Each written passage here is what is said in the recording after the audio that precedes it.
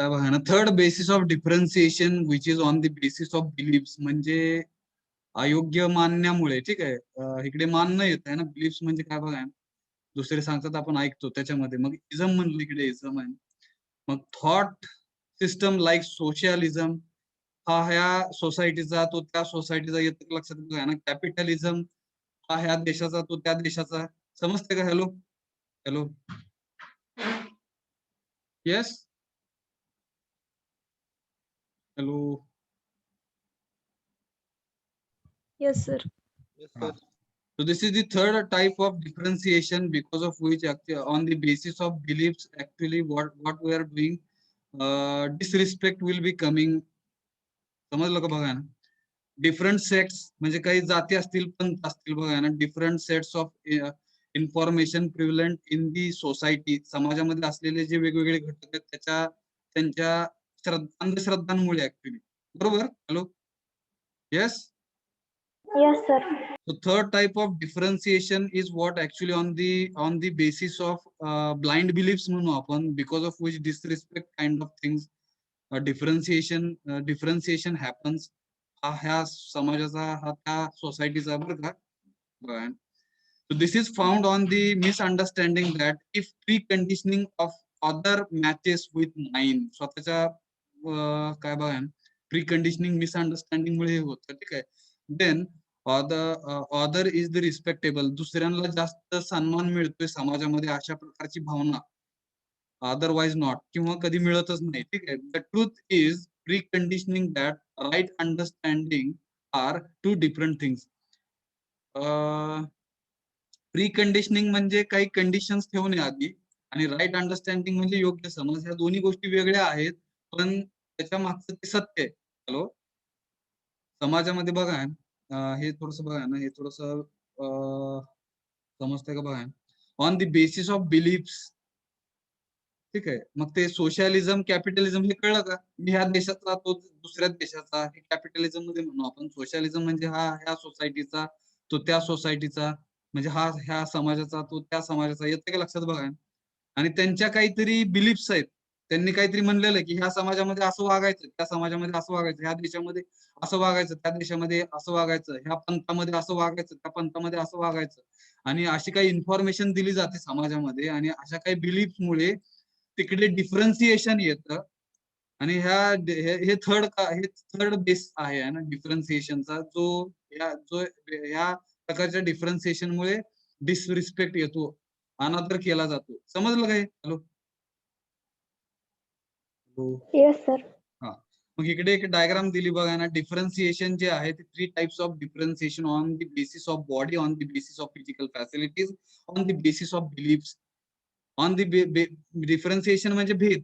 ठीक आहे, बॉडी म्हणजे शरीर, फिजिकल फॅसिलिटी सुविधांवरती आधारित असलेलं डिफरन्सिएशन. ठीक आहे, बिलीफ्स म्हणजे मान्यता, अयोग्य मान्यता म्हणू आपण. मग बॉडी आपण बघितलं तिकडे एज वरती, वयावरती डिफरन्सिएशन केलं जातं.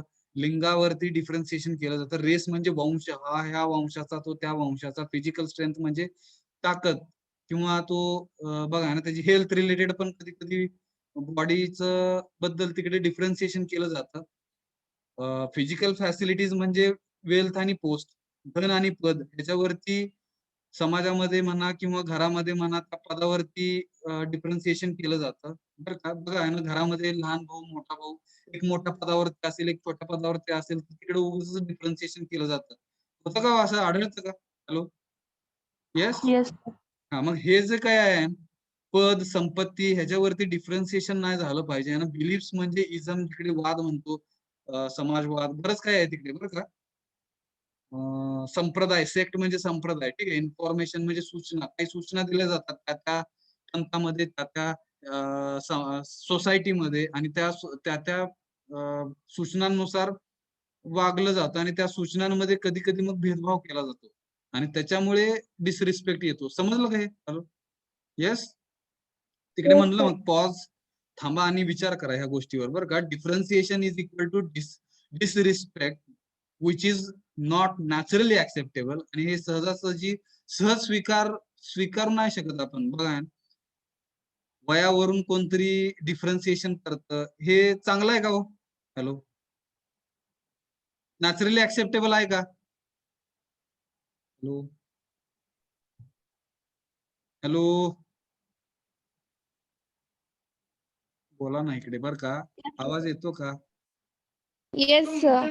मग सांगा ना तिकडे आहे ना, काहीतरी विचारल्यानंतर बोललं पाहिजे का नाही? नुसते येस सर करत किती दिवस शिकणार आहेत बघा ना असंच आपण. डिफरन्सिएशन म्हणजेच काय? Disrespect and which is actually natural, it is not naturally acceptable.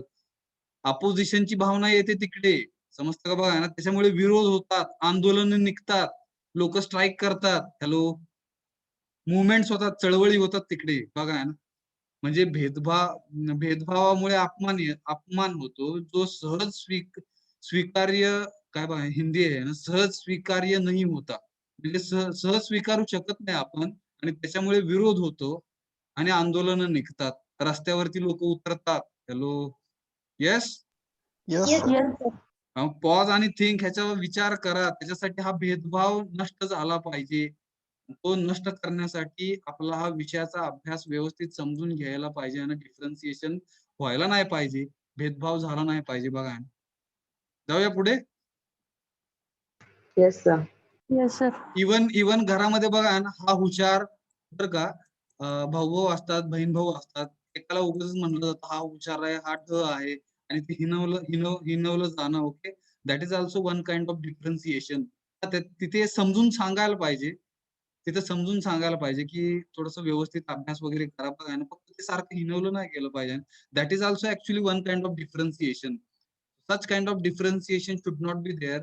We should understand, and differentiation should not be there, because differentiation leads to insult or disrespect, अनादर म्हणू आपण.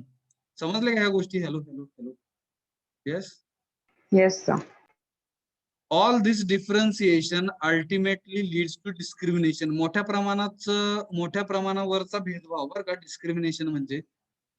आणि हा प्रकारचा जो काही भेदभाव आहे, जो आपण वरती बघितला आहे, ultimately leads to discrimination which is disrespect, because it is not naturally acceptable. आणि हा नॅचरली ऍक्सेप्टेबल नसल्यामुळे भेदभाव येतो तो. ठीक आहे. Complete content of respect, we are okay complementary to each other, ही भावना यायला पाहिजे. बघा, we are complementary to each other म्हणजे आपण एकमेकांना पूरक आहोत. येतं का लक्षात? हॅलो, त्यावेळेस रिस्पेक्ट येणार आहे. Hello, yes. Yes, sir. At the level of self म्हणजे स्वतःच्या लेवलवरती. ठीक आहे. Only the competence could be different. Competence फक्त वेगवेगळा असेल, म्हणजे क्षमता फक्त वेगवेगळी असू शकेल बरं का. Competence means how much of the potential, आपल्यामध्ये किती ताकद आहे, ठीक आहे, of the self has been realised, आपल्यामध्ये किती ताकद आहे ह्याचं रिअलायझेशन, ह्याचं अंडरस्टँडिंग करणं म्हणजेच कॉम्पिटन्स आहे. ठीक आहे. One self may have realised more of its potential. मग काही जणांना असं वाटतं की आपल्यामध्ये जास्त ताकद आहे बरं का, while another may have realised less of its potential. पण दुसऱ्यांना काय वाटू शकतं की तुमच्यामध्ये ते पोटेन्शियल नाहीये. असं होतं का? हॅलो, बघा, म्हणजे आपण स्वतःला काय समजतोय की बघा ना, आपण स्वतःला रिअलाइज करतो की मोर ऑफ इट्स पोटेन्शियल म्हणजे आपल्यामध्ये जास्त पोटेन्शियल आहे, while other may have realised less of its potential. स्वतःमध्ये जास्त कमी पोटेन्शियल आहे असं रिअलाइज दुसरे करतात. दिस डिफरन्स, मग हा जो फरक आहे इन दी कॉम्पिटन्स, क्षमतेमधला, ठीक आहे, is to be complementary to each other. आणि हाच काय आहे तर एकमेकांना पूरक आहे ऍक्च्युली. मग कोणतरी कमी असेल, कोणतरी जास्त असेल, येतं का लक्षात? बघा, ज्यावेळेस आपण टीम मध्ये काम करतो बरं का, एक वेगळ्या प्रकारे आपण समजून घेऊया ना. टीम मध्ये बघा ना, एक आहे हा थोडासा कमी पोटेन्शियलचा आहे समजू आपण, दुसरा आहे हा जास्त पोटेन्शियलचा आहे. आपण टीम मध्ये काम करताना मग कमी पोटेन्शियल जास्त पोटेन्शियलचे अशी लोक असतील, एकमेकांना आपण समजून घ्यायचं, त्याच्या वेळेस मग एकमेक हे पूरक आहेत. हा काहीतरी एका वेगळ्या ऍक्टिव्हिटी मध्ये असणार आहे बरं का, हा काहीतरी वेगळ्या ऍक्टिव्हिटी मध्ये असणार आहे. मग टीमवर्क मध्ये मिळून ते काम केलं तर डेफिनेटली एकमेकांना हे पूरक असणार आहे. Hello, hello. Yes, sir. हा. So this difference in competence okay is to be complementary to each other. एकमेकांना पूरक असू शकतात. Not to discriminate. म्हणजे एकमेकांमध्ये भेदभाव न करता, ठीक आहे. अँड एक्सप्लॉइट इच अदर, एकमेकांचं शोषण न करता, एकमेकांना ते एकमेक पूरक आहेत असं समजणे, आणि ह्या समजण्यामुळे पण तिकडे रिस्पेक्ट येऊ शकेल. Complete content of respect is can be achieved when we are complementary to each other. एकमेकांना आपण पूरक आहोत. बघा तिकडे दुसरे एक एक्झाम्पल देतो बरं का मी, इकडे समजतं का बघा. आई आणि वडील आहेत. आता मोस्टली बघा ना, घरामध्ये वडील बाहेर जातात, काम काम करतात बघू म्हणू आपण, आणि जर आई जर तिकडे हाऊसवाईफ असेल, मोस्टली असं असतं तिकडे, बरोबर का? Hello hello hello. Yes, sir. हा, आपल्या आई ह्या मोस्टली हाऊसवाईफ असतात. वडील जर असतील तर ते घराच्या बाहेर जाऊन तिकडे काम वगैरे करतात. मग इकडे जर आपण तसा विचार केला तर एकमेकांना ते पूरक आहेत, ते पूरक आहेत म्हणून तर फॅमिली आहे. लक्षात घ्या. येतं का लक्षात? एक वेगळं एक्झाम्पल जिकडे आपण असं नाही म्हणू शकत की वडील बाहेर जातात आणि ते काय बघा ना, फॅमिलीचे प्रमुख आहेत वगैरे, बऱ्याच काही गोष्टी तिकडे भेदभाव होतो मग तसा. पण जर आपण असा विचार केला की आईने जर स्वयंपाकच नाही केला, बरं का, विचार करा, तर तिकडे प्रॉब्लेम येऊ शकेल घरामध्ये. Hello hello. Yes. Yes, sir. Yes, मग sir. ते मग ते जे कॉम्प्लिमेंटरी जे आहेत, वडील आईला पूरक आहेत, आई वडिलांना पूरक आहेत, त्याच्यामुळे ऍक्च्युली फॅमिली आहे. म्हणजे जो काही हा डिफरन्स आहे कॉम्पिटन्स मधला, मग असं बऱ्याचदा म्हणलं जातं घरामध्ये, मुलं थोडीशी मोठी झाल्यानंतर, बरं का, की आईला ती क्षमता नाहीये, आईला ती कॅपॅबिलिटी नाहीये वगैरे, बऱ्याच काही. पण ती पूरक आहे, ही जी काही भावना आहे की ती वडिलांना पूरक आहे ऍक्च्युली, बघा. मग ह्याच्यामुळे फॅमिली पूर्ण होऊ शकते. तर आई वडिलांना एक एक्झाम्पल असं समजून घ्या की आई वडिलांना पूरक आहे, वडील आईला पूरक आहात. Because of such kind of feeling actually there is family. बरोबर. Hello hello hello. जातोय मी पुढे. Yes. Hello. Yes, sir. The complete content of respect is to be able to see that, असं बघणं आहे ना. कम्प्लीट कंटेंट ऑफ रिस्पेक्ट म्हणजे काय, की असं पाहणं आहे. काय पाहणं आहे तर the other is similar to me, हे पहिल्या पॅराग्राफ मध्ये बघितलं होतं आपण. दुसरे म्हणजेच आपण आहोत. And we are complementary. काय बघा ना, we are complementary. We are complementary म्हणजेच काय, आपण एकमेकांना पूरक आहोत. दुसरा म्हणजेच आपण आहोत. दुसरे म्हणजेच आपण आहोत, आणि आपण एकमेकांना पूरक आहोत. बरोबर का? हॅलो. आणि ह्या अशा फिलिंग मुळे ऍक्च्युली रिस्पेक्टची भावना येऊ शकते तिकडे. बरोबर का? बघा. येस. हॅलो. काय अडचण ह्याच्यामध्ये? No, sir. हा. मग डिफायनिंग वन्स कॉम्प्लिमेंटॅरिटी कसं वाचायचं बघा ना. कॉम्प्लिमेंटॅरिटी, ठीक आहे. एखाद्याची पूरक होण्याची डेफिनेशन कशी करायची.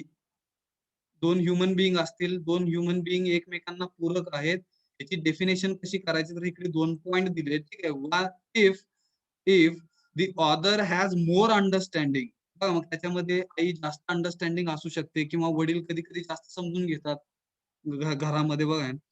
इज मोर रिस्पॉन्सिबल दॅन मी, म्हणजे परत इकडे आपण दोन वेगळे एक्झाम्पल घेऊ. इकडे आपण सेल्फ आहे, सेल्फ, आणि इकडे अदर सेल्फ आहे, म्हणजे दुसरा ह्युमन बिईंग, ठीक आहे. तर ह्या दोघांमध्ये एकमेकांना पूरक कधी असू शकतात, if other has more understanding, समजा दुसऱ्याला जास्त समज आहे कशाची, इज मोर रिस्पॉन्सिबल दॅन मी,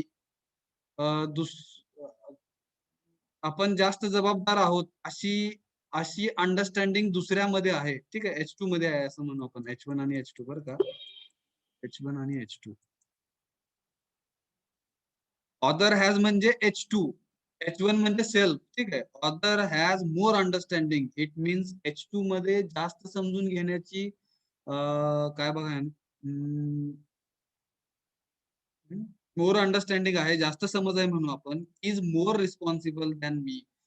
ह्याचा अर्थ कळतोय का काही? हॅलो. कसं सांगणार आहे? If other has more understanding, हे जे काही आहे अदर हॅज मोर अंडरस्टँडिंग म्हणजे दुसऱ्याला जास्त समज आहे, ठीक आहे. Is more responsible than me, is more responsible than me, इथं काय अर्थ लागत नाही बरं का मला. हॅलो, माहित नाही कसं घ्यायचंय. हा, हे जे पुढचं आहे, I am committed to understand from the author. I am committed म्हणजे मी वचनबद्ध आहे बरं का. आय एम कमिटेड कशासाठी, to understand from the other, दुसऱ्यांकडून मला समजून येण्यासाठी मी वचनबद्ध आहे. कसं घ्यायचं बघा, हे पण थोडस वाक्यरचना अवघड आहे. हॅलो, समजतंय का काय? पहिला पॉइंट, फर्स्ट पॉइंट. हॅलो, एकमेकांना पूरक असण्याची काय बघा, ही डेफिनेशन आहे असं म्हणू आपण. If the other has more understanding म्हणजे दुसऱ्याला जास्त समज आहे, is more responsible than me, आणि दुसराच बरं का, असंच घ्यायचं आहे का बघा ना, दुसरा हा जास्त रिस्पॉन्सिबल आहे माझ्यापेक्षा. कसं आहे बघा, हे माहित नाही आता. आय एम कमिटेड, मी वचनबद्ध आहे, टू अंडरस्टँड फ्रॉम अदर्स, दुसऱ्याकडून मी समजून काय बघा ना, समजून घेतलं गेलं पाहिजे आहे ना, आणि त्याच्यासाठी मी वचनबद्ध आहे, असं काही निघतं का अर्थ बघा ना. वन्स कॉम्प्लिमेंटॅरिटी, एकमेकांना, दुसरा हा आपल्याला पूरक आहे, त्याच्या संदर्भाचा हा पहिला पॉइंट आहे. हे थोडस बघा ना समजण्यासाठी. कोणाला समजलंय का हे? Hello hello,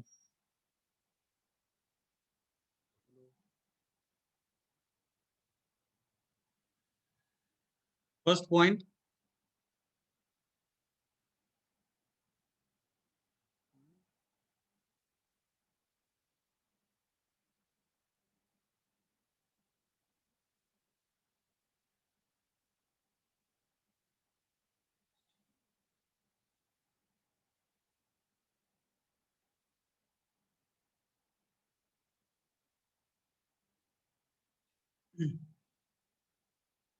if the other has more understanding, if the other has more understanding, other म्हणजे H2 म्हणू आपण, ह्याला जास्त समज आहे आपल्यापेक्षा बरं का. अँड असंच वाचायचंय ते, ठीक आहे. कॉमा नंतर other has, okay, more responsible than me, आणि दुसरा माझ्यापेक्षा जास्त, हे कसं वाचायचं बघा. Hello, is more responsible than me, मग इकडे other is more responsible than me असा अर्थ घ्यायचा आहे काय? English expert, who is English expert? Hello, I am committed to understand from the other. I am committed to understand from the other, ह्याचा अर्थ कसा आहे? आय एम कमिटेड म्हणजे इथं पण पॅसिव्ह रचना आली, I am committed by others, I am committed bye H2 असं आहे ते. I am committed bye H2, ठीक आहे. म्हणजे कसं घ्यायचं बघा.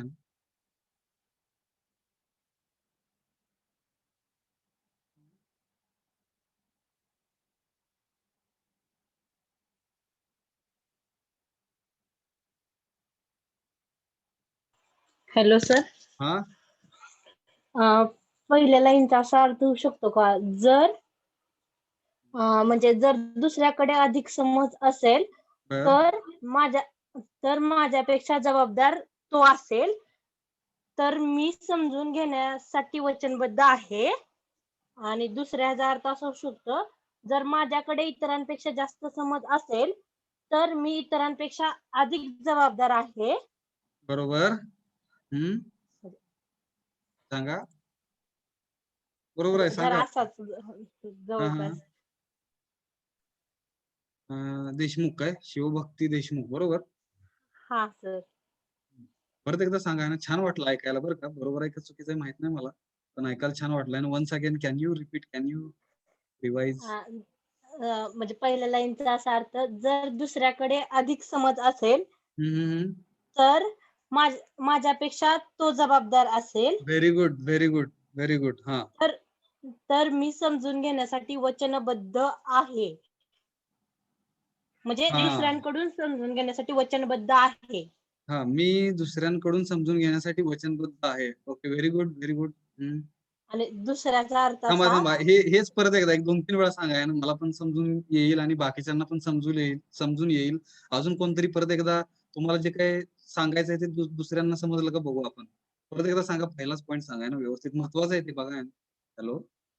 जर एकमेकांना दुसऱ्याकडे अधिक समज असेल व्हेरी गुड. तर माझ्यापेक्षा तो जबाबदार असेल. हा जास्त असेल हा बरोबर. जास्त असेल. हा हा. तर मी समजून घेण्यासाठी वचनबद्ध आहे.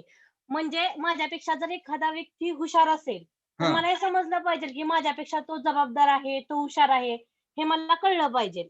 जर बर. सिमिलर असा अर्थ त्याचा. पहिल्या पॉइंट बद्दल कोणाला काय अडचण? हॅलो.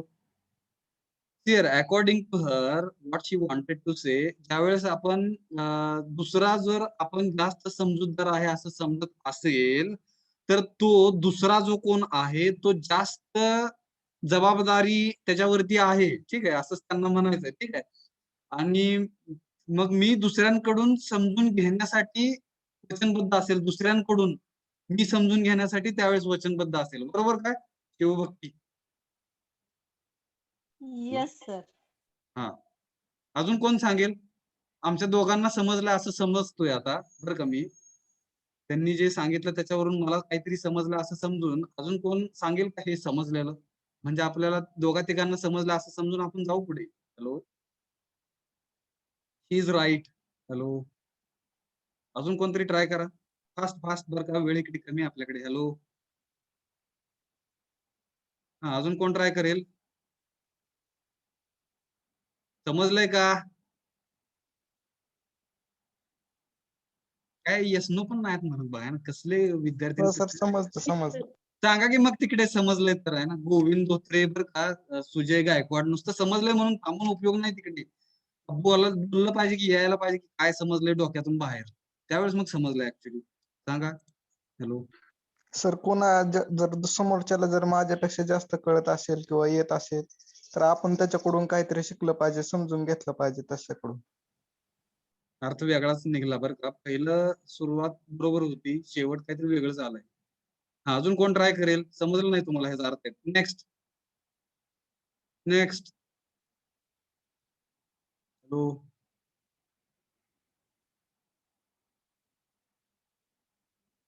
हॅलो. 29 जणांमध्ये बघा ना, दोघं तिघच बोलतात, बाकीचे नुसतेच 29 जण आहेत बघा. कसं असं व्हायचं ना, कंपनीत तुम्हाला तिकडे बोलायला लागणार, काही गोष्टीची चर्चा झाल्यानंतर तुम्हाला समजलंय का विचारलं जाणार, तुमची मतं तिथं सांगायला लागणार आहेत तिकडे. आणि त्याच्यावरून तुमचा परफॉर्मन्स ठरतं, त्याच्यावरून सॅलरी, त्याच्यावरून हाईक, त्याच्यावरून मग फिजिकल फॅसिलिटी येणार, त्याच्यामुळे मग आनंद येतो का बघा. बऱ्याच गोष्टी आहेत तिकडे डिपेंड. हॅलो.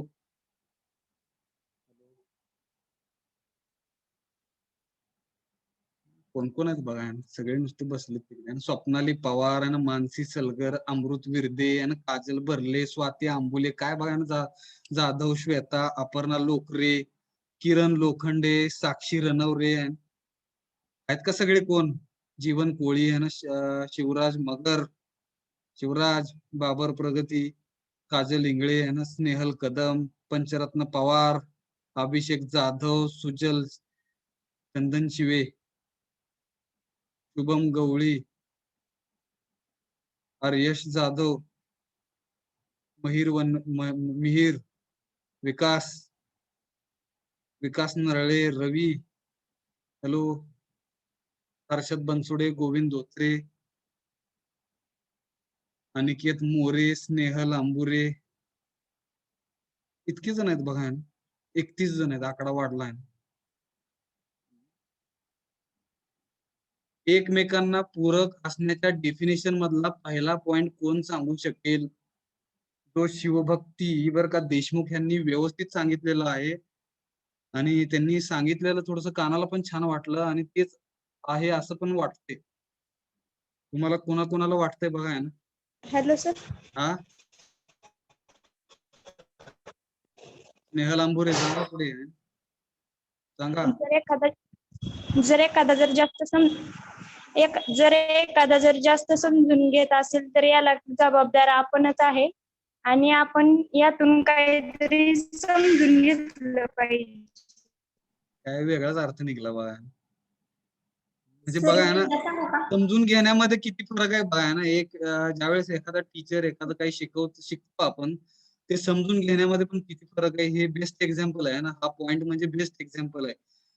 काय समजून घेतोय आपण, किती फोकस आहे, इट डिपेंड्स त्या फोकस वरती. सांगा. हॅलो. हॅलो सर, हम्म. नेटवर्क प्रॉब्लेम मुळे समजत नाहीये थोडं. बरं असू द्या की आहे ना, अजून कोण सांगेल? ठीक आहे, नेटवर्क प्रॉब्लेम मुळे समजलेलं नाहीये, नो इश्यूज. अजून कोण अनम्यूट करून बोलेल? First point. Hello sir. हा हॅलो सर. काजल. जर आपल्यापेक्षा समोरच्या व्यक्तीकडे जास्त समज असेल तर त्याच्याकडे जास्त जबाबदारी असते आणि हा. ती जबाबदारी समजून घेण्यात मी वचनबद्ध आहे. हा.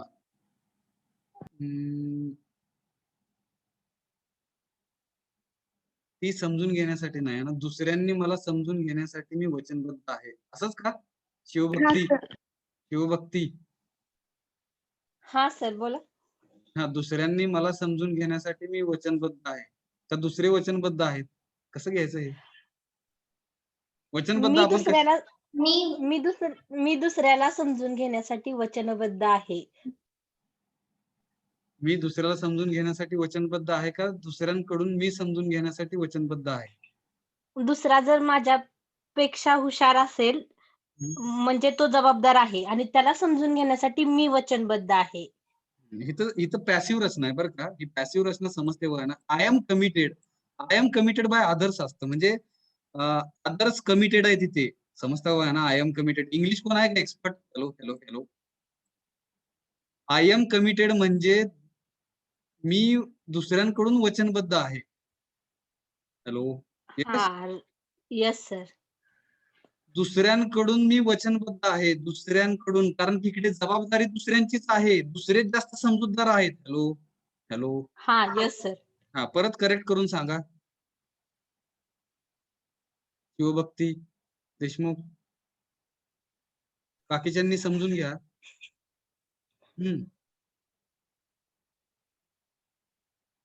दुसरा हा माझ्यापेक्षा जास्त समजूतदार आहे, रिस्पॉन्सिबल पण दुसरा जास्त आहे माझ्यापेक्षा, आणि Yes, sir. दुसरा हा मला समजून घेण्यासाठी वचनबद्ध आहे.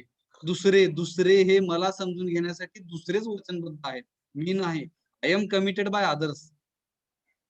हे इंग्लिश कोण शिकवतो तुम्हाला? English. Hello. CS communication skill. हा होमवर्क आहे बरं का तुम्हाला, तुम्ही मला परत हे सांगायचं आहे, हा जो पॉइंट आहे आपण जो डिस्कस केला आता, हा बरोबर आहे का? I am committed to understand from others. Exercise कळला? हॅलो.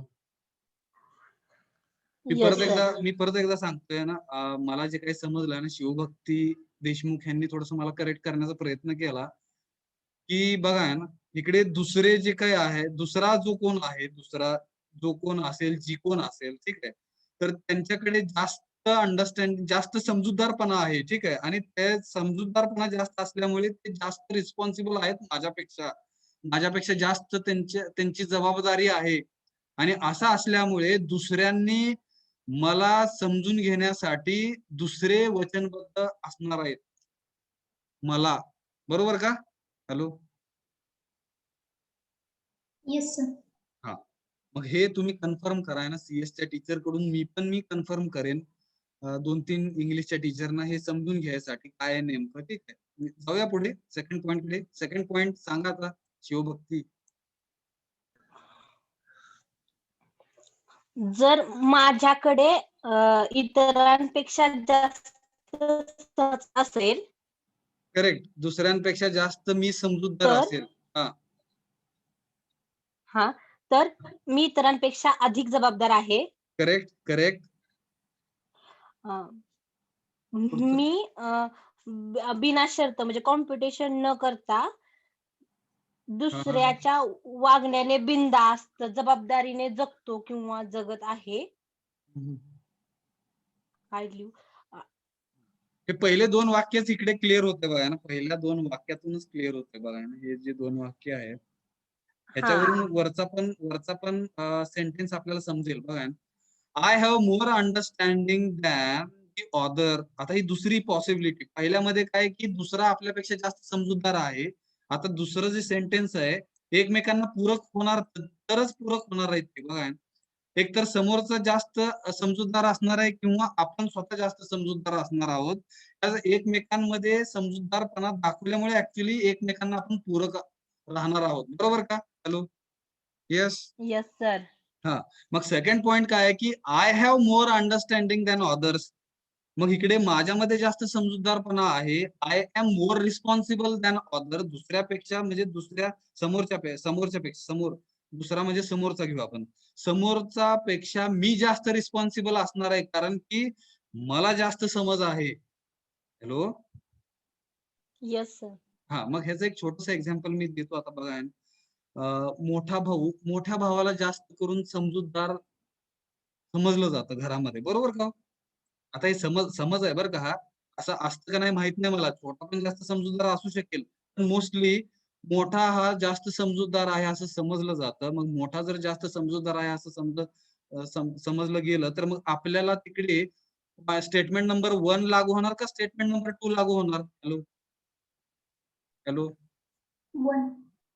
आपल्याला तिकडे 1 लागू होणार कारण की दुसरा आपला जो मोठा भाऊ आहे तो जास्त समजूतदार असल्यामुळे स्टेटमेंट नंबर 1 लागू होणार. आणि जर अशा केस उलटी, आता घरामध्ये आपण जास्त मोठं आहोत असं समजू आपण आणि आपण जास्त समजूतदार आहोत लहान भावापेक्षा किंवा लहान बहिणीपेक्षा, which statement is applicable? Statement number 2. 2. Yes. असं समजून घेऊ आपण. ठीक आहे. पुढे जातोय मी. ठीक आहे. आय लिव्ह विथ म्हणजे मी स्वतः जगतोय. ठीक आहे. रिस्पॉन्सिबिलिटी ऑफ अदर, दुसऱ्यांची जबाबदारी बर का. काय बघा ना, I live with responsibility with others. I live with responsibility with others म्हणजे दुसऱ्यांसाठी मी जबाबदार आहे असं जगतोय मी बरं का. अनकंडिशनल म्हणजे कुठलीही अट न ठेवता. काय बघा ना हा शब्द कसं वाचायचं हे? अनपर्टर्ब्ड बरं का. अनपर्टर्ब्ड. एक दोघा ठिकाणी म्हणा अनपर्टर्ब्ड. हॅलो, दोघा ठिकाणी म्हणा माझ्यासोबत अनपर्टर्ब्ड. Hello, unperturbed. अनपर्टर्ब्ड. अजून अनपर्टर्ब्ड. अनपर्टर्ब्ड. परत एकदा म्हणा की अनपर्टर्ब्ड. Hello, unperturbed. बघा थोडं अनपर्टर्ब्ड. परत एकदा. मी पण शिकतोय तुमच्या सोबत बरं का. अनपर्टर्ब्ड म्हणा. हॅलो, काय आता अवघड झालं. 27 जण आहेत. अनपर्टर्ब्ड.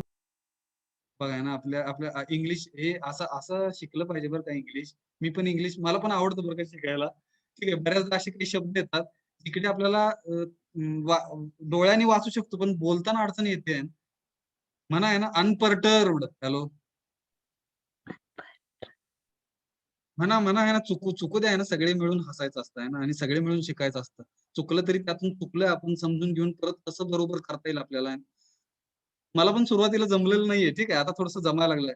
ताकद आली बघा. 2-3 वेळा बोलल्यामुळे. ठीक आहे. Unperturbed. Hello hello, unperturbed. Unperturbed. जोरात म्हणा. चुकू द्या ते. कधी कधी इंग्लिश जोरात वाचायला लागतं. Hello hello, unperturbed. थोडस अनपर्टर्ब्ड. हॅलो, परत एकदा. Unperturbed. Very good, very good. Unperturbed. अजून 2-3 वेळा तुम्ही म्हणून दाखवा ना बाकीच्यांना, बाकीचे म्हणतील तसं. अभिषेक आहेत काय आवाजावरून बरं का? हा सर. Very good. हा सर, अभिषेक जाधव. अनपर्टर्ब्ड. Very good. अजून एकदा 2-3 वेळा आणि 4-5 वेळा बघा. ऐकायला अनपर्टर्ब्ड. अभिषेक. अनपर्टर्ब्ड. अभिषेक जाधव यांचं ऐकायला थोडस कानाला छान वाटतं. परत एकदा म्हणा. अनपर्टर्ब्ड. अनपर्टर्ब्ड म्हणा एक दोघा तिघांनी फटाफट. Unperturbed. Very good, very good. कोण? साक्षी रणवरे. अनपर्टर्ब्ड. एवढं तोडायचं नाही, एवढं लांब लांब नाही वाचायचं. Hello, unperturbed. Very good. Unperturb. Unperturb. ठीक आहे, मला पण ते येत नाही ना. Abhishek once again, once more. Unperturbed. Unperturb. ठीक आहे, अनपर्टर्ब. सर र नाही वापरायचं सर. र नाही वापरायचं. अनपर्टर्ब असं. Unperturbed म्हणायचं. Sir unperturb. R silent. हा आर सायलेंट येते सर. R Unperturbed. सायलेंट आहे बरं का. R silent. Unperturb. R silent आहे. अनपर्टर्ब. बरोबर. हा सर. हा बरोबर आहे. अनपर्टर्ब्ड. ठीक आहे, मी करेक्ट केलं मला स्वतःला. अजून कोण अजून कोण 2-3 वेळा आहे ना. चला आहे ना, चांगला शब्द बघा आहे ना. त्याचा अर्थ काय कोणी बघितला का? अबाधित. अबाधित. Yes, sir, हा, आबाधित. अबाधित. आता अबाधितचा मराठीत अर्थ अजून काय स्पष्टपणे सांगता येईल का? अबाधित. अबाधित म्हणजे फ्रीडम, स्वैर राहिल्यासारखं, बरोबर का? अबाधित. हॅलो, कसं घ्यायचा अर्थ आहे? अनपर्टर्ब. अबाधित. अबाधित म्हणजे काय? सुखरूप राहणे असा पण एक अर्थ निघतो अबाधित, बरं का. आम्ही अबाधित आहोत, कसं घ्यायचं बघा ना अर्थ. Hello hello.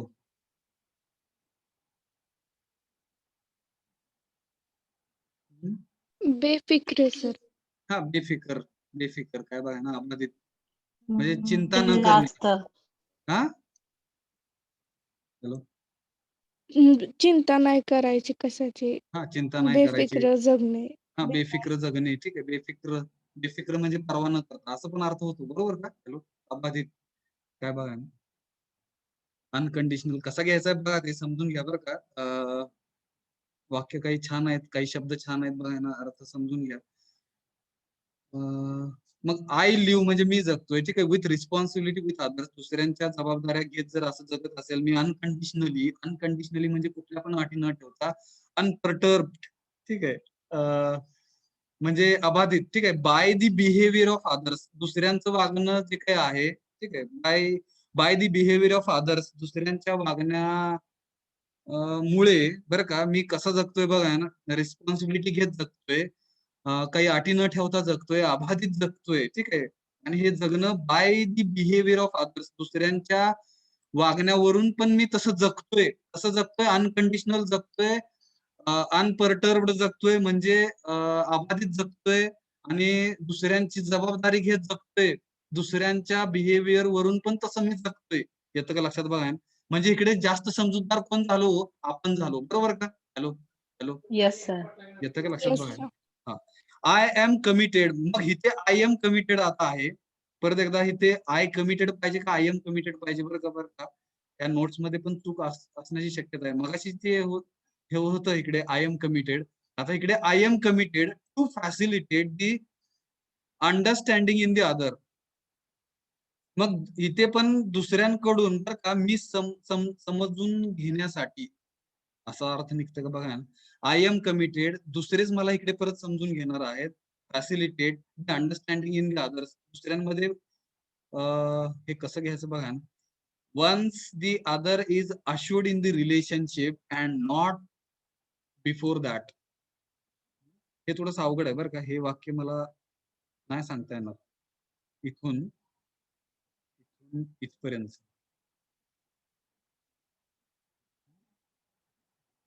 ठीक आहे, मग हे जर आपण बघा ना, कसं I am committed to facilitate the understanding in the other. ठीक आहे, other once the other is assured. मग एखाद्या दुसऱ्याने ज्यावेळेस खात्री केली, ठीक आहे, in relationship and not the before that. हे काय बघा, कसं घ्यायचं काय? Hello hello.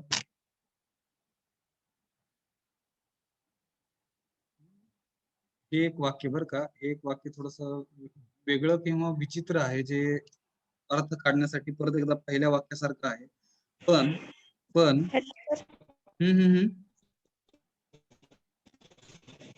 स्नेहल. जर माझ्याकडे इतरांपेक्षा अधिक समज असेल. ओके जर माझ्याकडे इतरांपेक्षा अधिक समज असेल ओके. तर मी अधिक जबाबदार आहे. कारण की दुसऱ्याच्या वागण्याने मी बिनशर्त राहिलं पाहिजे आणि इतरांसोबत जबाबदार जग पाहिजे. जेव्हा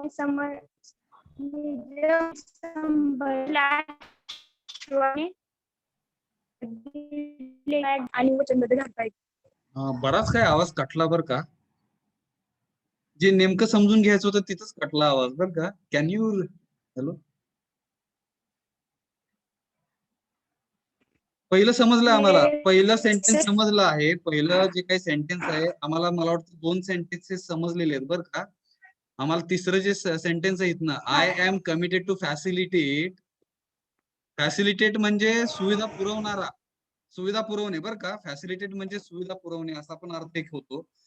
दी अंडरस्टँडिंग इन अदर, दुसऱ्याच्या इन अदर म्हणजे संबंध. मग आय एम कमिटेड म्हणजे मी दुसऱ्यांना समजून कसं बघाय.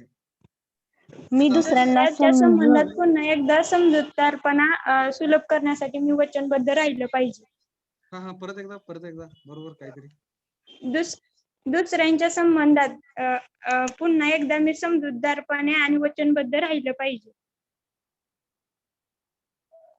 दुसऱ्यांना समजून घेण्यात मी वचनबद्ध राहिलं पाहिजे असं नाही करू शकत. दुसऱ्यांना समजून घेण्यात.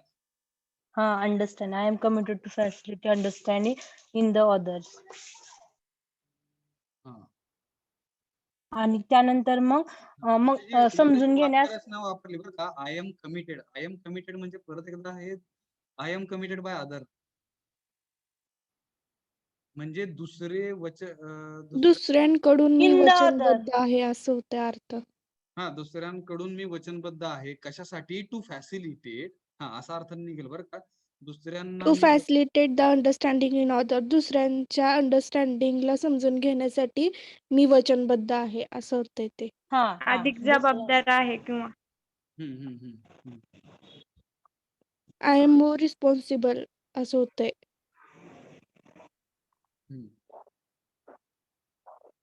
I am more responsible in understanding म्हणजे मी रिस्पॉन्सिबल आहे दुसऱ्यांना अंडरस्टँड करून घेण्यासाठी आणि मी वचनबद्ध आहे दुसऱ्यांना अंडरस्टँडिंग करून घेण्यासाठी. दोन अर्थ लागतात. म्हणजे दुसऱ्यांना समजून घेण्यासाठी मी वचनबद्ध आहे असंच ना. दुसऱ्यांना समजून घेण्यासाठी मी वचनबद्ध आहे असंच होतंय.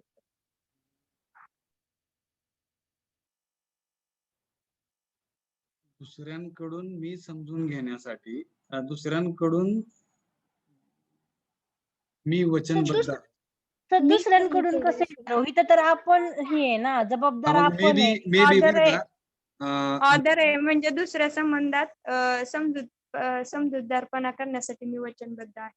मग इथं बरं का. आता मला एक डाऊट काय आहे की बघा ना, इथे जे वाक्य आय एम कमिटेड, इथे पण I am committed to understand आहे, इकडे पण आय एम कमिटेड टू तिथं मी वचनबद्ध आहे असं आहे. तिथं मी वचनबद्ध आहे टू अंडरस्टँड फ्रॉम अदर, दुसऱ्यांकडून समजून घ्यायला मी वचनबद्ध आहे. नाही इथे कसं आहे बघा ना, पहिल्या ह्याच्यामध्ये बरं का दुसरे वचनबद्ध आहेत. I am committed to understand from other, कारण की दुसरा जो कोण आहे तो जास्त समजूतदार आहे, त्याच्याकडे जास्त रिस्पॉन्सिबिलिटी आहे. बरोबर का.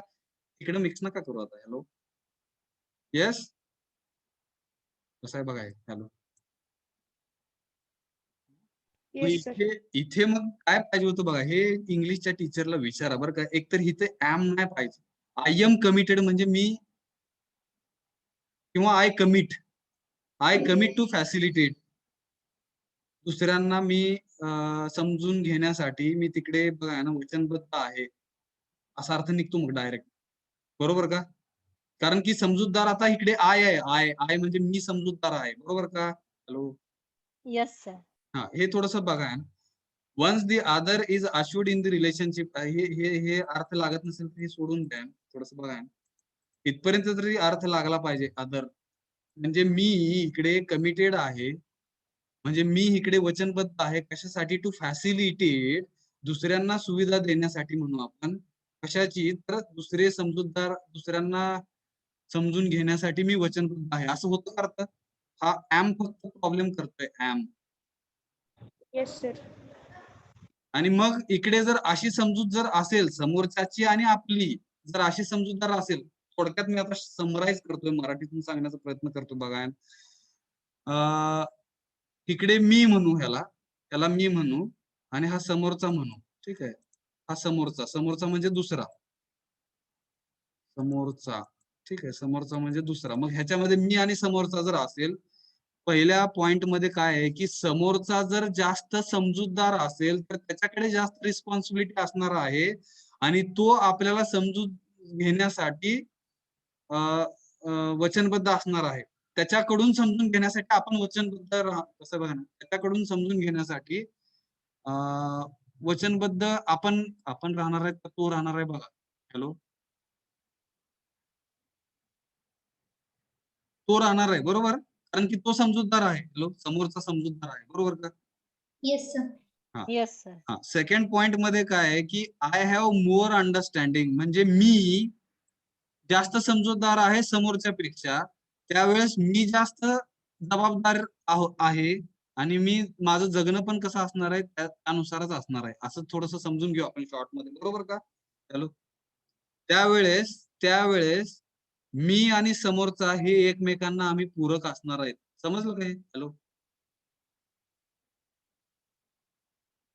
Yes yes or no? Yes sir. Yes sir. Yes sir. मग द कम्प्लीट, मग इकडे समराइज केलं बघा ना, the complete content of respect is other is similar to me, हे बघितलं आपण. दुसरा समोरचा हा आपण आहोत असं समजणं. इन टर्म्स ऑफ पर्पज, कशाच्या स्वरूपात? तर हेतूच्या. दुसरा हा आपल्यासारखाच आहे. दुसरा हा आपल्यासारखा, मी काय म्हणलं? दुसरा हा आपण समजून म्हणला तुम्ही. हा, दुसरा हा आपण समजणे, हे पण बरोबर आहे का? चुकलं बघा. दुसरा म्हणजे समोरचा, समोरचा हा आपणच आहोत असं समजणं. चुकलं का बरोबर? हॅलो, तुम्ही काय म्हणला? काय अवघड आहे ना? दुसरा पण माझ्यासारखाच आहे. हा, दुसरा पण माझ्यासारखाच आहे बरं का. आता हे दोन बघा ना, वाक्य आहे ना, दुसरा हा माझ्यासारखा आहे आणि समोरचा, दुसरा म्हणजे समोरचा, ठीक आहे, समोरचा म्हणजेच मी आहे. इन टर्म्स ऑफ, कशाच्या स्वरूपात? पर्पज, हेतूच्या स्वरूपात. प्रोग्राम, आपला प्रोग्राम काय आहे की कार्यक्रम. कंटिन्युअस हॅपीनेस आणि कंटिन्युअस प्रॉस्पेरिटी अचीव करणे हा आपला प्रोग्राम आहे. म्हणजे आपला हेतू आणि आपला हा प्रोग्राम जो काही आहे, आणि पोटेन्शियल, आपली जी काही ताकद आहे, म्हणजे माझी जेवढी ताकद आहे तेवढीच समोरच्याची ताकद आहे. माझा जो हेतू आहे तोच समोरच्याचा हेतू आहे. माझा जो प्रोग्राम आहे तोच समोरच्याचा प्रोग्राम आहे. माझ्यामध्ये जी ताकद आहे तीच समोरच्यामध्ये ताकद आहे. हा म्हणजेच रिस्पेक्ट आहे. येतं का लक्षात? पहिला point. Hello, is it right? Yes sir.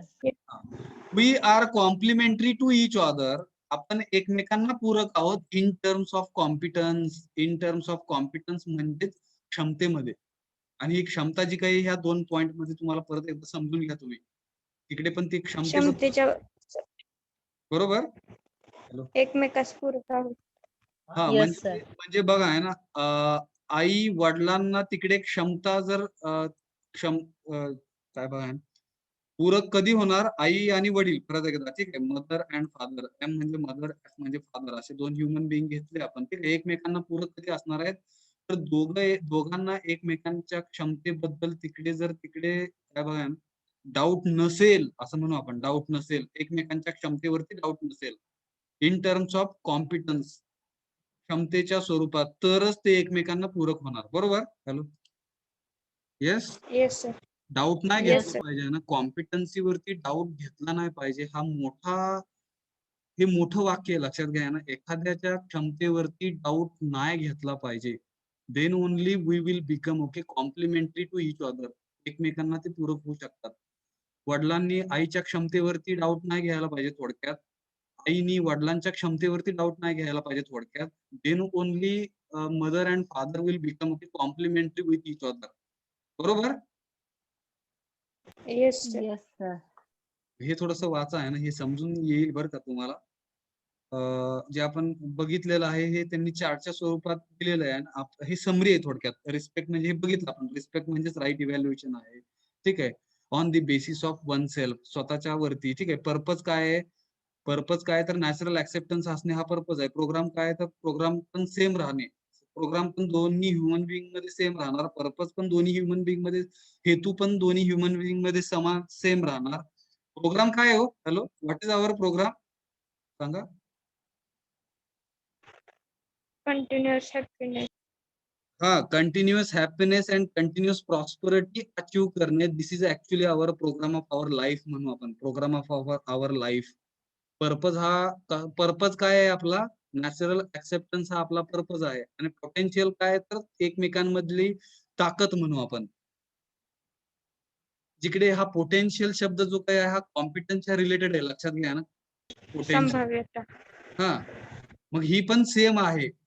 आणि संभाव्यता ही कशामध्ये येते? क्षमतेमधून येते. येते का हो? संभाव्यता क्षमतेमधून. हीच आपली Yes, sir. पोटेन्शियल आहे, लक्षात घ्या. तेच आपलं पोटेन्शियल आहे. आणि हे पण पोटेन्शियल दोन्ही ह्युमन बिईंग मध्ये सेम आहे असं मानल्यानंतर ऍक्च्युली रिस्पेक्ट येतो. आणि त्यावेळेसच राईट इव्हॅल्युएशन होणार आहे. समजलं काय? The author is similar to me, ही भावना त्याच्यामुळे येणार. बरोबर? हॅलो. Yes sir. मग कॉम्पिटन्स बद्दल आपण बोललेलं आहे, शिकलेलं आहे, हे समजून घ्या. ह्यात काय अडचण आली तर आपण परत चर्चा करू. हे थोडस शब्द अवघड आहेत बरं का. ह्याच्यामध्ये आतमध्ये अजून जर गेलो आपण तर आपल्याला समजणार नाहीये. आणि एवढं कोण सांगणार पण नाहीये. बरोबर? फक्त तुम्ही वाचा, समजून घ्या. त्यात काही नाही समजलं तर आपण चर्चा करायला ऑलवेज रेडी. ओके? येस. हे तेच दिलंय, फक्त ह्या चार्टच्या स्वरूपात, ह्या डायग्रामच्या स्वरूपात बघा ना. If the author has more understanding, is more responsible than me. तेच आहे. ओके? जे आपण वरती बघितलं तेच आहे, फक्त ह्या चार्टच्या स्वरूपात दिलेलं आहे. हे फक्त महत्वाचं होतं. हे समजलं का बघा. हेतू काय आहे तर नॅचरल ऍक्सेप्टन्स हा हेतू आहे. प्रोग्राम काय आहे तर to achieve happiness, continuous happiness and continuous prosperity. This is actually programme of our life. What is our potential? Potential should be same. Potential म्हणजेच कॉम्पिटन्स आहे. जो समोरच्या मध्ये जेवढा कॉम्पिटन्स आहे तेवढाच माझ्यामध्ये आहे. समोरचा ज्यावेळेस माझ्यामध्ये विचार करणार की किती कॉम्पिटन्स आहे एकमेकांमध्ये सेम, त्यावेळेसच ऍक्च्युली राईट इव्हॅल्युएशन होणार. त्यावेळेसच ऍक्च्युली रिस्पेक्ट एकमेकांना मिळणार. समजलं काय थोडक्यात? हॅलो. येस. Yes sir. मग हे पण थोडस रीड करा. हे पण थोडस रीड करा. ह्याच्यामध्ये काही वेगळं का फक्त बघतो मी. वेगळं असेल तर आपण घेऊया ते. घेऊया आपण हे बरं का. दस अशा प्रकारे रिस्पेक्ट इज राईट इव्हॅल्युएशन. म्हणजे थोडक्यात रिस्पेक्ट म्हणजेच काय की योग्य मूल्यांकन करणं इंटेन्शन अँड कॉम्पिटन्सीच्या बेसिस वरती स्वतःमध्ये. आलं का लक्षात? Yes sir. हा.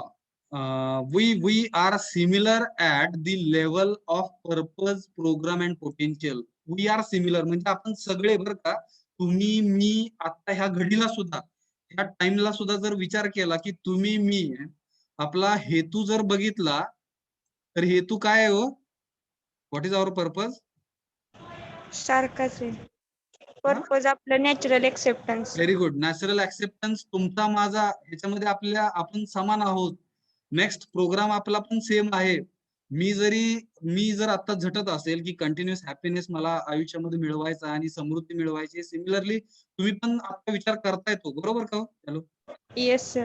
हा, फक्त पोटेन्शियल मध्ये थोडासा फरक पडू शकेल. मी तुम्हाला कमी समजत असेल तर ते चुकीचं आहे. तुम्ही मला कमी समजत असेल तर ते पण चुकीचं आहे. आपल्या दोघांची पोटेन्शियल पण सेम आहेत असं समजायचं आहे.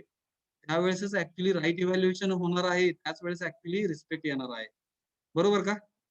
Yes sir. Then we are complementary at level of competence. त्यावेळेस क्षमतेच्या लेवल नुसार आपण एकमेकांना पूरक असणार आहेत. समजलं का पहिला हे दोन line? Hello. Yes sir. Disrespect arises. मग हे रिस्पेक्टच्या संदर्भाच्या दोन लाईन होतात. डिसरिस्पेक्टच्या संदर्भाचा खालचा मला वाटतं पॅराग्राफ असावा. डिसरिस्पेक्ट जो काही अनादर आहे हा अरायझेस म्हणजे उत्पन्न होणे. आउट ऑफ म्हणजे ह्याच्यामधून. ठीक आहे. ओव्हर इव्हॅल्युएशन हे बघितलं आपण. Over evaluation, under evaluation and otherwise evaluation मधून काय होतं तर डिसरिस्पेक्ट जन्माला येतो. And also out of the differentiation मुळे पण जन्माला येतो डिसरिस्पेक्ट. हे पण बघितलं आपण. बरोबर? आणि त्याचा परिणाम काय? डिस्क्रिमिनेशन, परत एकदा भेदभाव. आणि हा जो काय आहे तो बॉडीच्या स्वरूपात, फिजिकल फॅसिलिटीच्या स्वरूपात, मान्यतांच्या स्वरूपात येतो. Small incident of disrespect can have long lasting consequences. हे लय महत्वाचं वाक्य बघा. स्मॉल इन्सिडेंट, असे काही प्रसंग आहेत, छोटेच प्रसंग आहेत बरं का, ऑफ डिसरिस्पेक्ट, छोटेच प्रसंग आहेत अनादर केलेले, can have long lasting consequences. Long lasting consequences म्हणजे त्याचे परिणाम जे काही आहेत आपल्यावरती बराच काळ दीर्घकाळ ते असणार आहेत, आपल्यावरती परिणाम करणार आहेत. हॅलो, बरोबर का? Yes sir. हा. फ्रॉम नॉट स्पीकिंग, मग त्यातून मग एकमेकांना न बोलणे, येतं का लक्षात?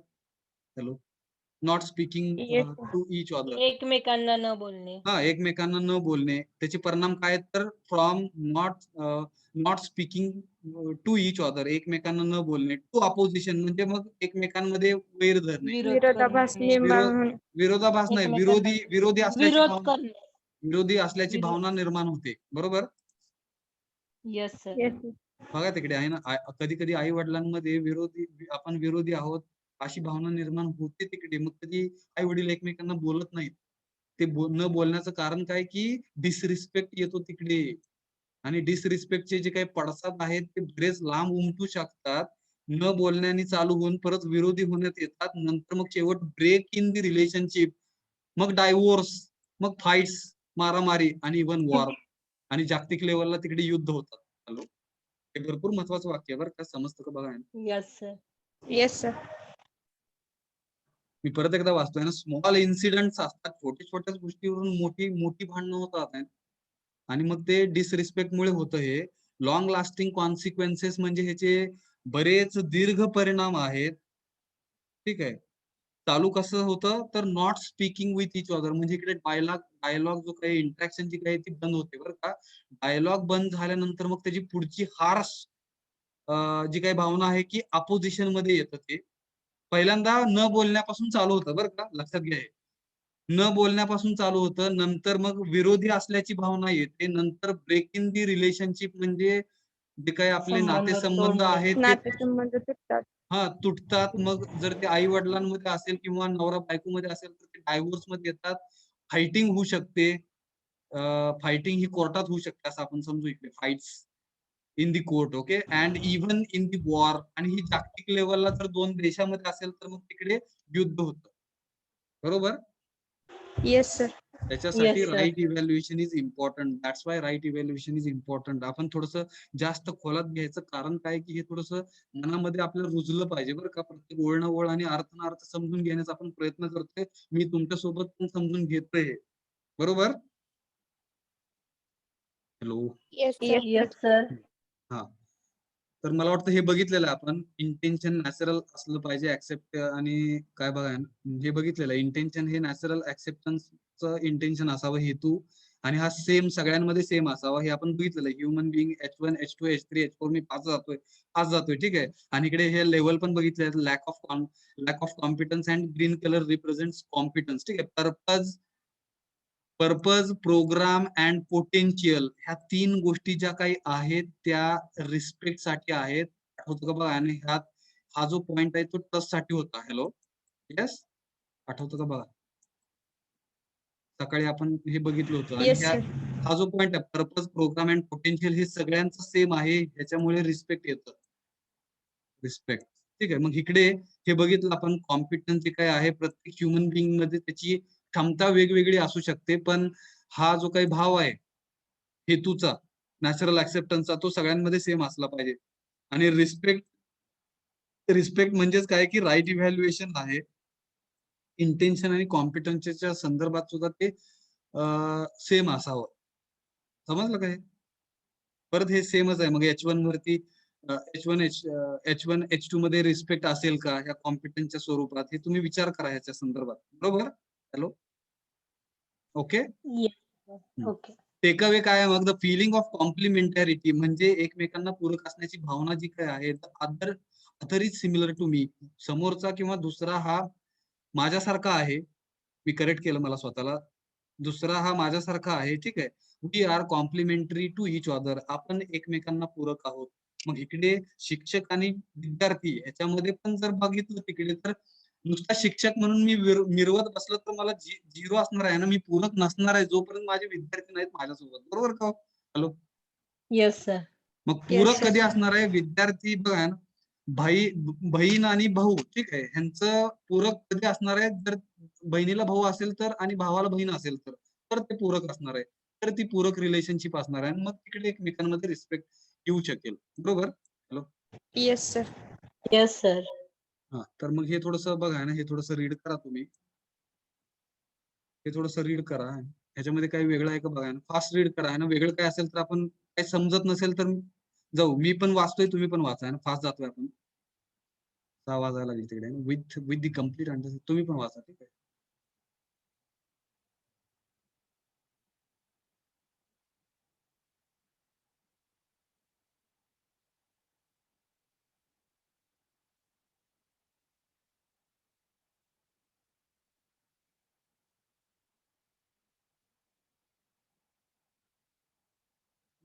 वेगळं काय आहे, न समजण्यासारखं काय आहे?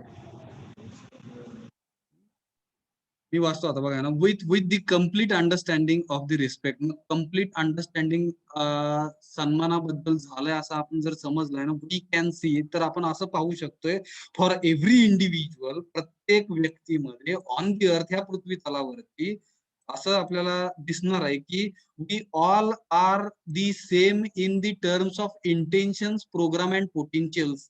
तसं जर बघितलं बरं का, जर ह्या रिस्पेक्टचं जर राईट अंडरस्टँडिंग झालं, तर तिकडे या पृथ्वी तलावरती प्रत्येक जो काही इंडिव्हिज्युअल आहे, प्रत्येक जो काही ह्युमन बिईंग आहे, तर तो आपल्याला असा दिसणार आहे की त्याचे हेतू, त्याचा प्रोग्राम म्हणजे ते मगाशी वर सांगितलं, लक्षात घ्या ना, आणि त्याचं पोटेन्शियल, त्याची जी काही ताकद आहे, त्याची जी काही ऍबिलिटी आहे, त्याची जी काही कॉम्पिटन्स आहे, ते सगळ्यांचं सेम आहे. हॅलो, येतं का लक्षात? Yes sir. बघा, दी ओनली डिफरन्स मे लाय, फरक फक्त कुठे असणार आहे, in the level of competence. हा फक्त फरक त्या क्षमतेमध्ये असणार आहे, लक्षात घ्या. ही जी काय लॅक ऑफ कॉम्पिटन्स आहे आणि ह्याच्यामध्ये फक्त फरक असणार आहे. हेतूमध्ये, प्रोग्राम मध्ये, पोटेन्शियल मध्ये हे सगळे सेम राहणार आहेत. इंटेन्शन पण सगळ्यांची सेम असणार आहेत. फक्त फरक कुठे असणार आहे, तर कॉम्पिटन्स लेवल मध्ये फरक असणार आहे. बरोबर का? हॅलो, येस, कुठे गेलो बघा. I may be having higher level of competence. हा म्हणजे माझ्यामध्ये जास्त कॉम्पिटन्स, जास्त क्षमतेची, काय बघा, जास्त क्षमता आहे, अशी लेवल, हायर लेवलची क्षमता आहे in the relationship to one. ठीक आहे, एकमेकांच्या रिलेशनशिप मध्ये. But may be having lower level of competence in the relationship to another. कसं आता हे घ्यायचं? विथ धिस इव्हॅल्युएशन, आणि ह्या अशा मूल्यांकनानुसार, one can work out programme to be complementary to each other. मग बघा ना, इकडे बघा ना, इव्हॅल्युएशन मध्ये जर फरक पडला तिकडे, तर त्यांनी काय सांगितलंय की एकमेकांना पूरक होण्यासाठी ह्या प्रोग्राम वरती तुम्ही काम करा, एकमेकांना पूरक होण्याच्या प्रोग्राम वरती काम करा. बरोबर का? Hello, yes sir. जास्त याला खेचायला नको. जास्त खेचल्यानंतर मग बघा ना, कधी कधी जास्त खेचल्यानंतर, जास्त डोक्याला ताण दिल्यानंतर सोप्या गोष्टी अवघड वाटतात. त्याच्यामुळे मी जातोय पुढे, हे समजलं असं समजत. मग इकडे शेवटचं आहे ना, all the specific characteristics at level of body, physical facility, beliefs, etcetera etcetera, can be used to express that complementarity. हे पूरक असलं पाहिजे. ठीक आहे, बॉडी, फिजिकल फॅसिलिटी, बिलीफ्स, कसं घ्यायचं बघा. Specific characteristics at level of body, शरीराच्या स्तरावरती, फिजिकल फॅसिलिटीजच्या स्तरावरती, ठीक आहे, आणि मान्यतांच्या स्तरावरती, आणि अजून बरंच काही इतर, can be used to express that complementarity. एकमेकांना पूरक असलं पाहिजे. ठीक आहे. A person with greater physical strength to the heavy work. Example काय दिलं बघा, person with greater physical strength, म्हणजे ज्याच्याकडे जास्त ताकद आहे तो हेवी काम करणार आहे. बरोबर का? हॅलो, एखाद्या व्यक्तीमध्ये फिजिकल स्ट्रेंथ जास्त आहे, फॉर एक्झाम्पल शेतकरी घेऊ आपण, किंवा दुसरं एक्झाम्पल जर तिकडे ब्लॅकस्मिथचं घेतलं आहे ना, ज्याला आपण लोहार म्हणतो, त्याच्यामध्ये ताकद जास्त आहे. आता हे योग्य आहे का अयोग्य एक्झाम्पल आहे मला माहित नाही, मी फक्त समजून घेण्यासाठी एक्झाम्पल देतोय. ठीक आहे, त्यांच्यामध्ये जास्त ताकद आहे, तर त्यांनी जास्त ताकदीचे काम केलं पाहिजे. केलं पाहिजे, योग्य समज घेत. हॅलो, कसं आहे बघा, येस हे सर. कसं घ्यायचं. ठीक आहे, a person at a higher post, मग एखादा व्यक्ती जो उच्च पदावरती आहे can work for development of more people and so on. समजतं का बघा आता हे. जर एखादा मोठ्या पदावर असेल तर त्याच्याकडे जास्त जबाबदारी असणार आहेत का? हॅलो, कारण की तो Yes. मोठ्या पोस्टवरती आहे. मग असं जर कोण असेल तर त्यांनी कशावर काम केलं पाहिजे, तर त्यांनी डेव्हलपमेंट ऑफ मोर पीपल, जे काही हे जास्त लोक ह्या समाजामध्ये आहेत त्या समाजामध्ये असलेल्या ह्या लोकांच्या डेव्हलपमेंटसाठी त्यांनी काम केलं पाहिजे, जो मोठ्या पदावर आहे. Hello, yes. Yes person at, ह्याच्यात अर्थ काय घ्यायचं बघा ना. उद्या तुम्ही एमपीएससी युपीएससी एक्झाम क्रॅक झाली आणि तुम्ही मोठ्या पदावर गेला, तर तिकडे तुम्ही मोठ्या पदावर गेल्यानंतर तुम्ही लोकांच्या डेव्हलपमेंटसाठी, लोकांच्या विकासासाठी काम केलं पाहिजे, असा अर्थ आहे त्यात. असंच आहे का हो? हॅलो,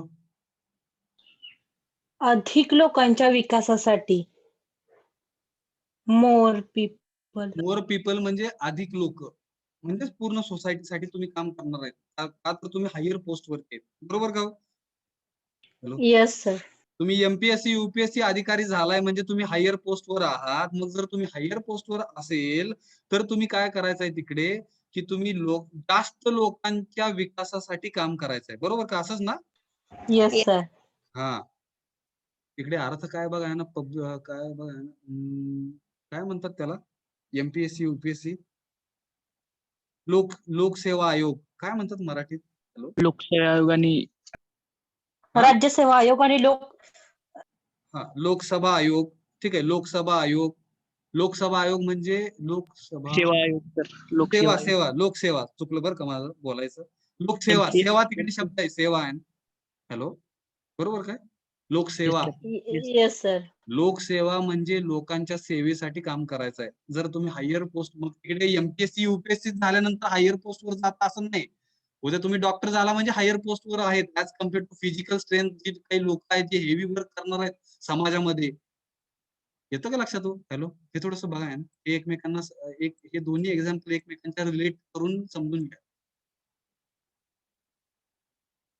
आता तसं बघायला गेलं बरं का, तसं बघायला गेलं तर ह्याच्यावरती पण मी बरीच चर्चा केली बरं का. आमचे सर आहेत हरिदास सर आहेत. बऱ्याच वेळेस आम्ही या विषयावरती चर्चा करतो. तर त्यावेळेस त्यांनी सांगितलं मला एक एक्झाम्पल बघा आहे ना, की तिकडे सोनार आणि लोहार असे आपण दोन एक्झाम्पल घेतोय. फक्त कुणाच्या भावना दुखावल्या जाणार नाहीत ह्याचा विचार करत बरं का. Hello hello hello hello, yes sir. हा, तुम्ही समजून घ्या ह्या दोन एक्झाम्पल मधून कोणाच्या भावना, कुठल्या समाजाच्या, कुठल्या जातीच्या भावना ह्यात दुखावल्या जाणार नाहीत. असा कोणाच्या जॉबच्या भावना दुखावल्या जाणार नाहीत. त्या गोष्टी समजून घेत बरं का. सोनार आणि लोहार आहेत. लोहार जो काही आहे त्याला जास्त फिजिकल स्ट्रेंथचं काम करायला लागतं का हो? लोहारला. Hello, yes sir. As compare to lohar, सोनारला तेवढ्या ताकदीचं काम नाही करायचं, कमी ताकदीचं काम आहे त्याचं, बरोबर का? हॅलो, सोनार लोहार. Yes sir. हा, येस सर.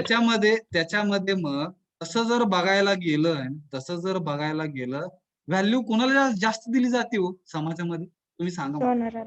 सोनाराला. सोनाराला. सोनाराला जास्त व्हॅल्यू दिली जाते. आणि तसं जर बघायला गेलं तर लोहार जो काही काम करतोय आणि समाज उपयोगी काम आहे ऍक्च्युली माझ्या दृष्टिकोनातून बरं का. हॅलो हॅलो, बघा येस. तो ऍक्च्युली समाजाच्या सेवा येते ना. सोनार सेवा करतो का नाही माहित नाही मला बरं का. फिजिकल फॅसिलिटी मध्ये मोडतं जास्त बघा. फक्त कोणाच्या भावना दुखावल्या जाणार नाहीत त्याचा विचार करत आपण ही चर्चा करतोय. Hello, yes. Yes sir. Yes sir. मग तिकडे बऱ्याचदा रिस्पेक्ट कमी जास्त दिला जातो, तो फक्त फिजिकल फॅसिलिटीच्या स्वरूपात दिला जातो, जे चुकीचं आहे हे समजून घेण्यासाठी रिस्पेक्ट होणं. प्रत्येकाला रिस्पेक्ट आहे तिकडे, लक्षात घ्या. तो जे काही लोहार जो काही काम करतोय त्याला पण रिस्पेक्ट आहे, सोनार जो काही काम करतोय त्याला पण रिस्पेक्ट आहे ऍक्च्युली, लक्षात घ्या. पण मोस्टली फक्त सोनाराला रिस्पेक्ट दिलं जातं, जे चुकीचं आहे. Hello, yes sir. तसं बघायला गेलं तर समाजाच्या विकासासाठी जास्त हातभार कोणाचा जातोय हो? लोहाराचा जातोय का? मोठमोठे कन्स्ट्रक्शन बघा तिकडे आहे ना, रस्त्यावरती रस्ता जर बांधणी करायची असेल, रस्त्याची जर कन्स्ट्रक्शन करायचं असेल तिकडे, तर तिकडे बघा आहे ना, हातोड्याने ते दगड फोडले जातात. आणि काही लोक असतात, त्याच्यामध्ये बायका असतात, काही माणसं असतात, काही लहान मुलं पण असतात, ते रस्त्यावरचे दगड फोडतात फोडतात. मग ते फिजिकल त्यांचं स्ट्रेंथ त्यांच्याकडे जास्त असते आणि त्याच्यामुळे ते हेवी वर्क करतात, त्याच्यामुळे ते कष्ट जास्त करतात असं म्हणू आपण. आणि हायर पोस्ट वरती जर तुम्ही असाल, पर्सन ऍट हायर पोस्ट, तर त्यांनी काय करायला पाहिजे, मग लोकांच्या डेव्हलपमेंटसाठी काम केलं पाहिजे. ते मला भरपूर व्यवस्थित सांगायचं होतं आणि ते सांगण्याचा मी प्रयत्न केलाय मोडका तोडका. I hope you have understood. These two examples are very important with which actually sometimes we are making the काय बघा ना, we are differentiating. Actually differentiation should not be there because all human beings are all human beings should be respected.